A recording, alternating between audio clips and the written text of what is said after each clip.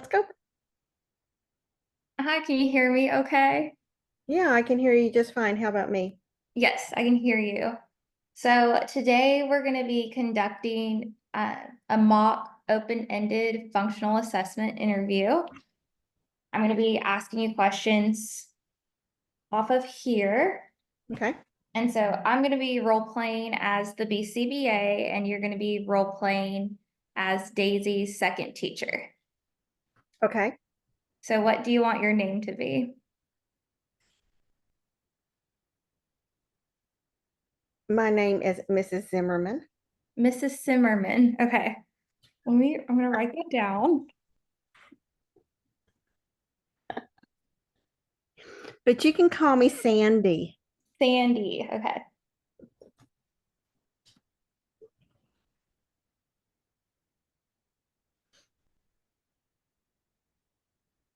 Okay, so to start, I have Daisy, you are Sandy.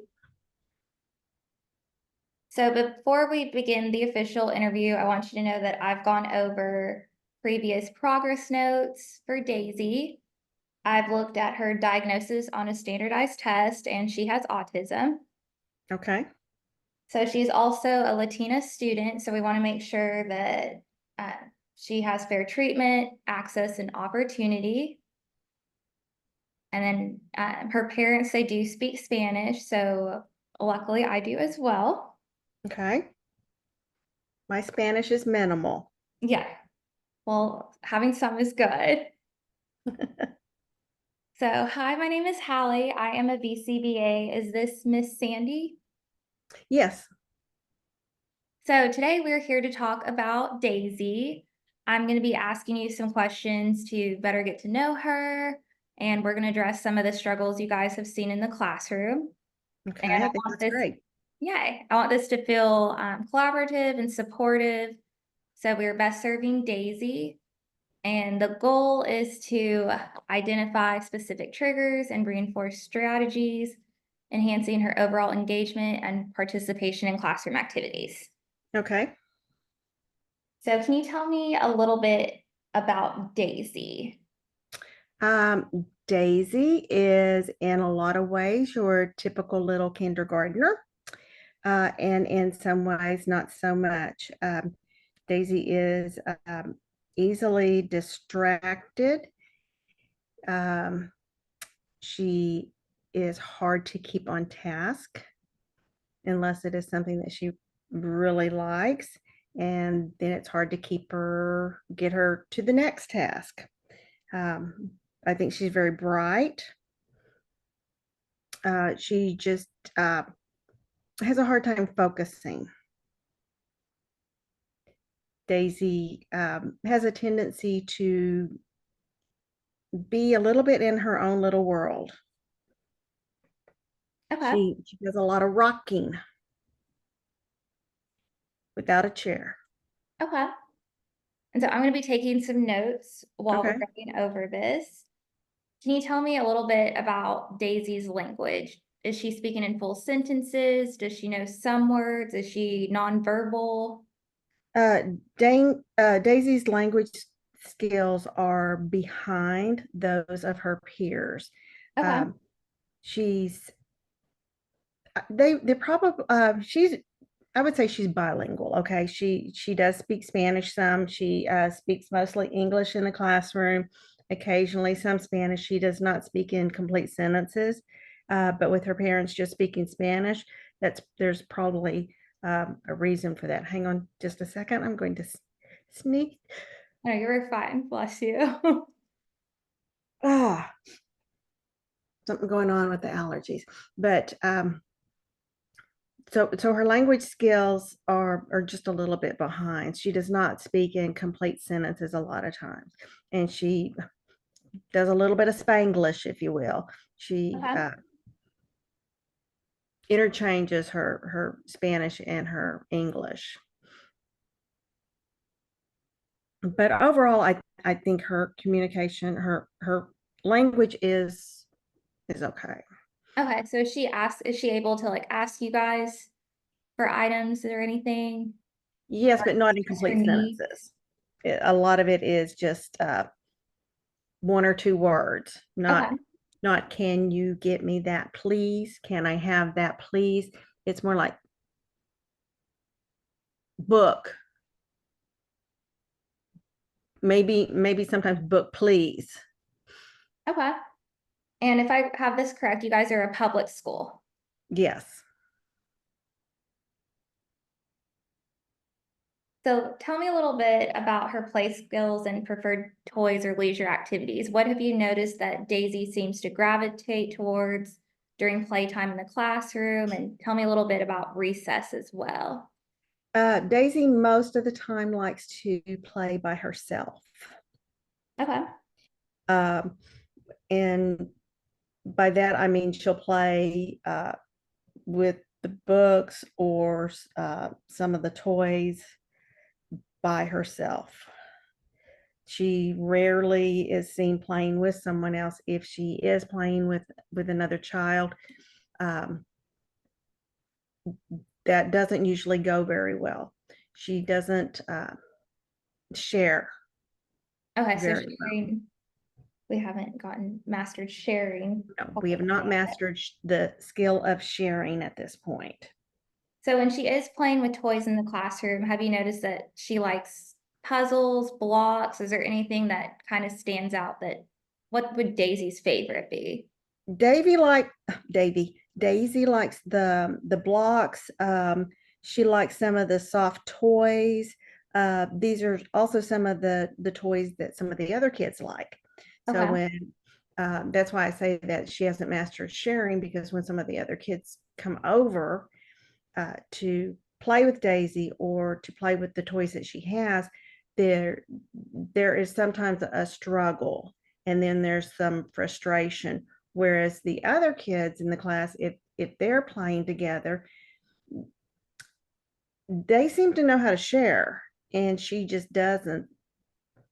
It's a lot of mine and no, and some frustration.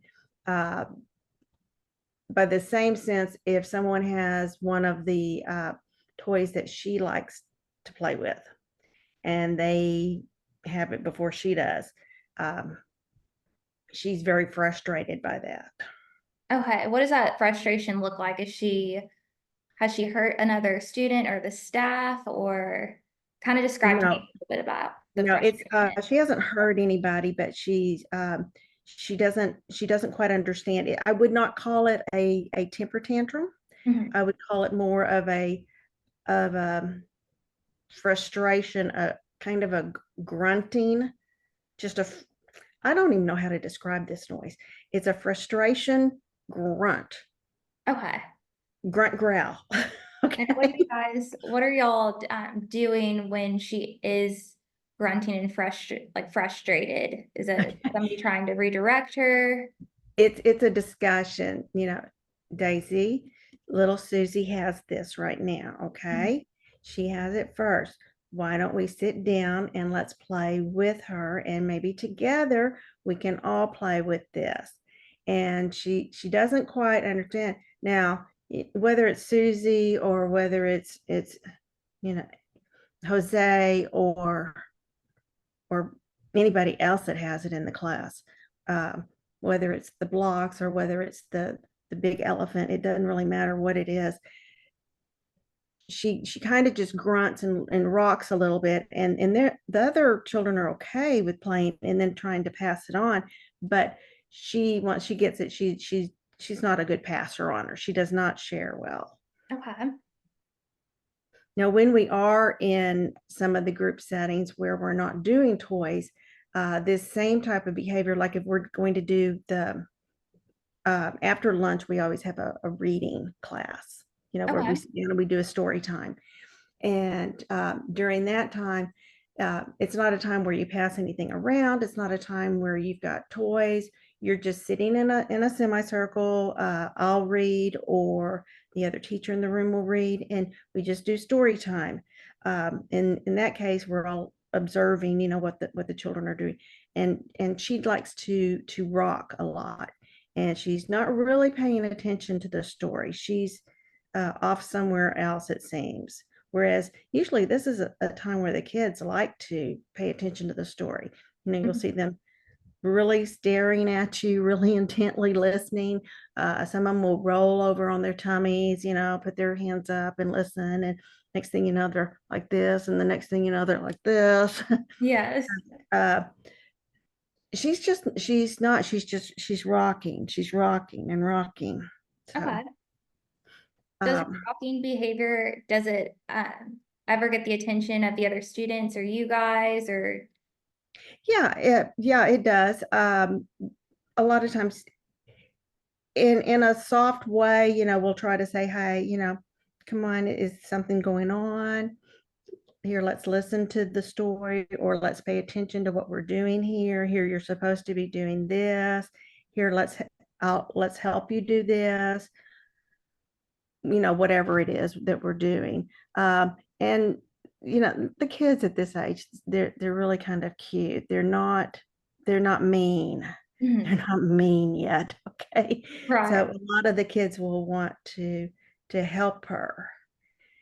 Here, I'll help you, Daisy. So other kids do notice that Daisy acts different than they do. Okay. And then my next question on here, I've already looked at the doctor recommendations, so we know that she's not on any medication. Right. She does. Yeah, she's not taking any medication that I am aware of. Her mother says no medicina, no Okay, medicina. no I'm like, medicina. okay. So what are the problem behaviors that stand out most to you? I really think the one that's the biggest problem is the fact that I think she really wants to be able to do what the other kids are doing and to be able to focus and pay attention.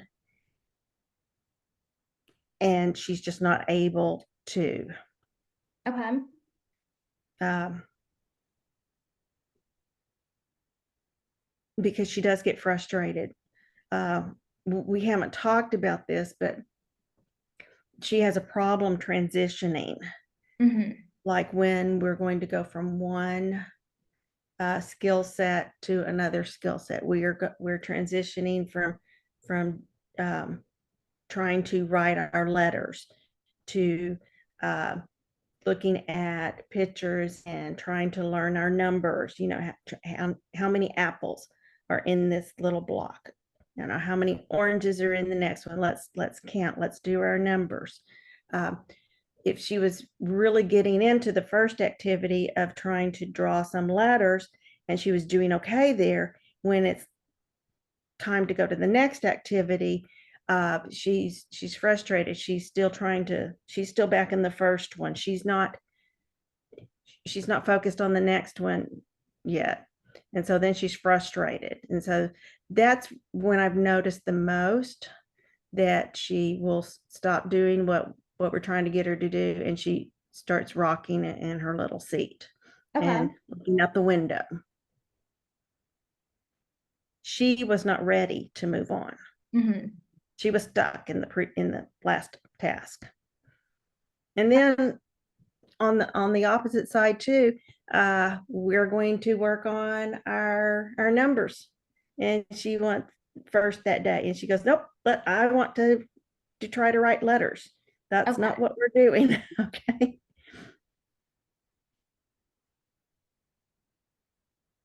So what So is the most single concerning problem behavior? just focusing and staying on task. And, well, the problem behavior is the rocking and staying on task.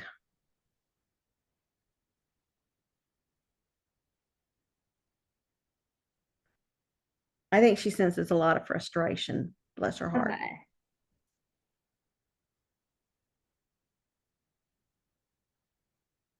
Are there ever instances when you guys are in group time where she is hiding? Yeah, there's times the way the classroom is laid out, like I said, we've got that group time where we can do group circle, and then we've got the classroom is laid out to where you've got some bookcases back here and some over here. You've got some little beanbag things over here. And there's some times where you can find her like almost in the bookcase. Mhm. She's gotten a little frustrated, and she's got her blocks, and she's like scooted so far in that the way you know she's there is because here comes a block thrown out. Okay. And it's like, whoa, where'd that block come from? And it's a good thing they're little plastic blocks. Right. But she's just scooched over there. And this was group time, and this is kind of a little free time. And this is usually when we cannot go outside Mhm. for recess. So you've noticed that this throwing of blocks or this frustration behavior that you've described, it's usually mostly during transitions, is what I'm hearing. Sometimes during group time, maybe when she's not wanting to do the particular task at hand. Yeah, yeah, the throwing the blocks, that happens when she doesn't want to share, when she's gone over to the when we've transitioned over to the playtime, which is kind of like a recess. Mhm. Um, it almost any time, well, now that you mention it, it's almost any time that we go over to that area where the blocks are. Okay. I hadn't thought about that, but yeah, it's almost any time that we go over there. Maybe we don't need blocks. But she hasn't hurt anybody. Okay. She has not hurt anybody. And I like I it's not anger, it's more frustration. So does this frustration or problem behavior, does this tend to occur in bursts or clusters? Or does any type of the problem behavior typically precede another type of problem behavior? For example, the example listed is yelling preceding hitting. Um,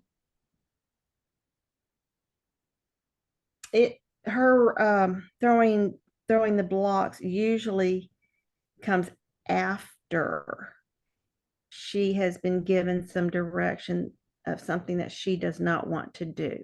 Okay, so So the preceding is the directions that she does not want to do. The after effect is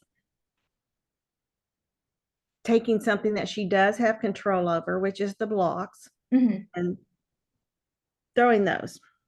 Okay, so throwing the blocks, it comes after the direction of probably non-preferred activities.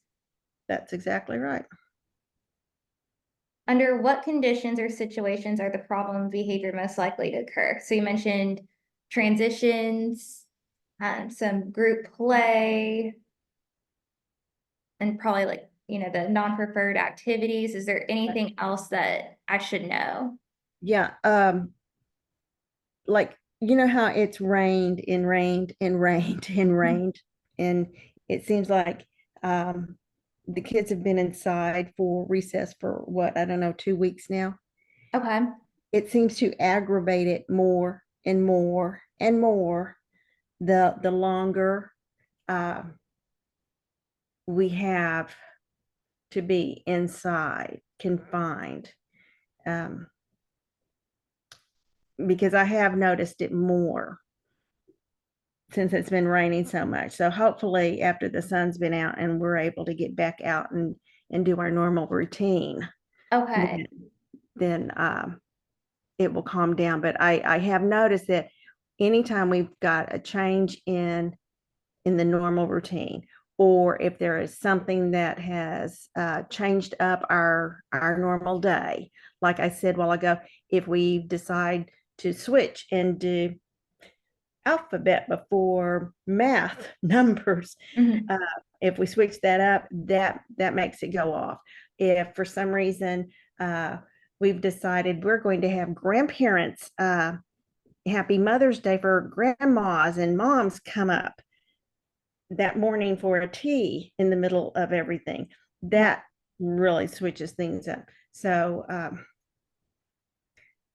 it's when we break up the routine, that messes it up. And when we've broken up the routine and it's a whole new routine, like staying inside too much, that seems to be a problem. Okay, so changes in routine, changes in schedule, transition seem to be triggering. Yeah. Boy, that's a lot to work on.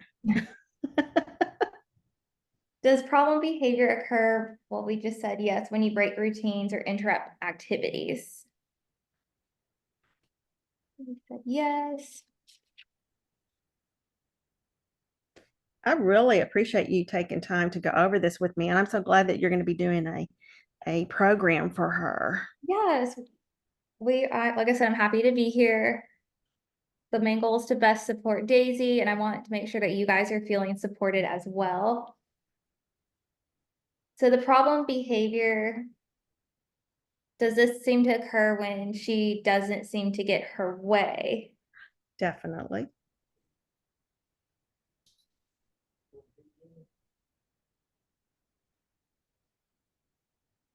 And so, what would you say the things that the child often attempts to gain that control back?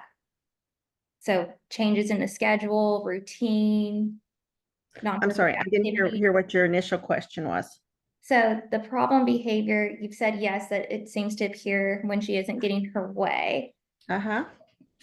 Have you noticed anything that the child does to attempt to gain back that control? So changes in Um, transition, schedule, non-preferred what she does activity. is more what she does to get back that control doesn't really work for her.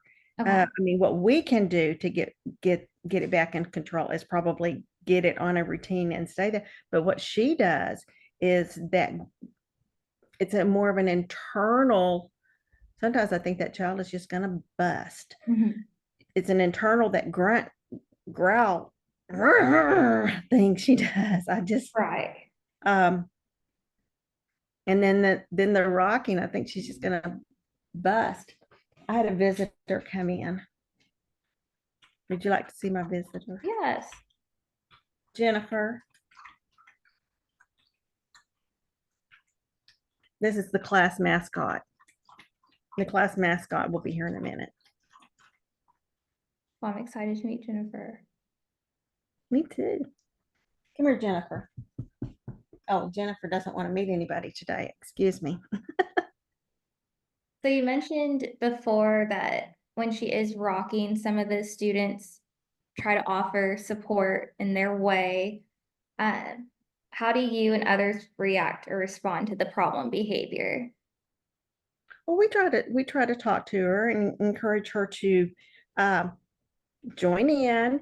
Um, there hasn't, I mean, these are kindergartners. They're not doing anything that is, way on out there. It's not like we're gonna do corporal punishment. We don't Right, we don't do the old days. We're not gonna sit her out in the hall. We're not gonna go make her stick her nose in the corner. Okay. right. We're not going to isolate her and make the problem worse. We're trying very hard to have an inclusive, happy classroom, okay? But this behavior is obviously not what the other kids are doing. And there's a lot of coaxing. Come on, let's go over here. And like I said, even the other kids are trying, come and somebody will take her by the hand and Mhm. take her over there. And sometimes that works, sometimes it doesn't. If another child tries to take her, sometimes she'll go and sometimes she just takes her hand down and sometimes she'll just stand there. One of us will usually have to go over and say, it's time. Okay, We're going to walk over and we're going to go back to our seat. This is what is coming next.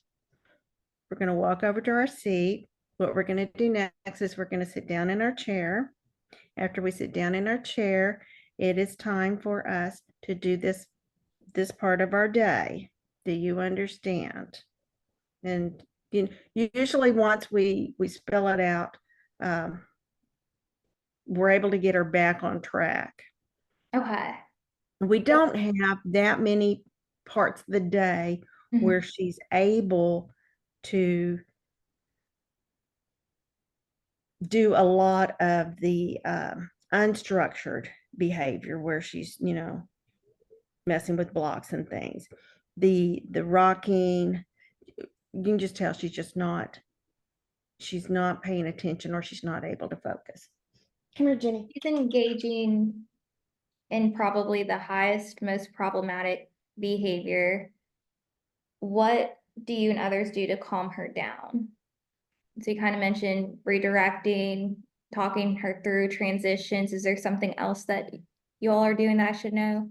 Occasionally, depending on how many teachers we have in the room and what other students are going through, the other things that we will do is one of us will go over and sit next to her Okay. and help her with that. Does she appear to calm down a little bit when you guys are Mhm. sitting next to her? Yeah. Okay. And I'll bring the mascot over. Okay. She seems to be very happy, though the mascot is not cooperating with me at the moment.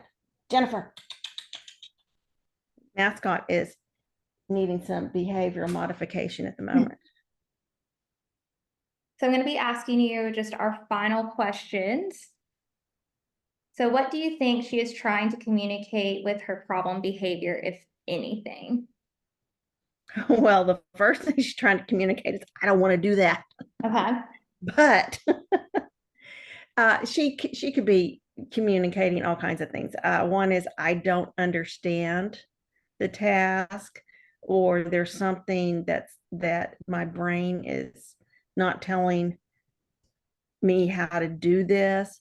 I simply just do not understand. I can't focus enough to get this done. I mean, depending on what's going on with her at home, it could be even things like, uh, I hate that I'm disappointing you for not getting this done. I mean, I don't know what's going on with her home. I don't know what her interactions are with her parents. I don't know about siblings, but she's a good kid. She's very creative. And can you see our mascot? I do. Jennifer. Little Jenny is a pretty good mascot, and she could make anybody feel better. So we just really try to be supportive of Daisy and let her know. Sorry, I didn't mean to interrupt you. Well, we try to be supportive of her and let her know that we know, we think she can do it. Take her time and she can get it. Okay. Does she ever complete her own tasks, or have you noticed an increase in problem behavior with the level of difficulty with tasks? You're mentioning she might not be fully understanding. Um,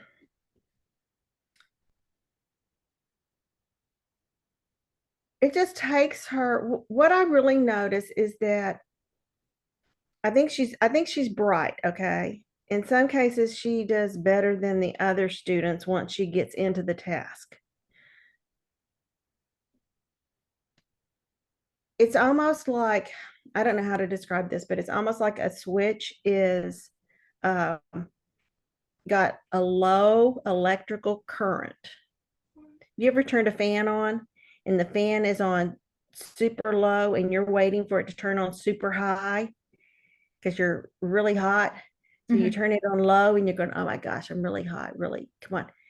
And then all of a sudden it speeds up and it finally gets really high and you're going, oh, thank you. Well, everybody else starts off kind of high doing the task. She starts off super slow. Okay. And so by the time everybody else is really high on the task, it's time for us to go to another task. Okay. That's what you're saying. And so it's almost like she can do the task, but it takes her a while to get there. So she gets frustrated.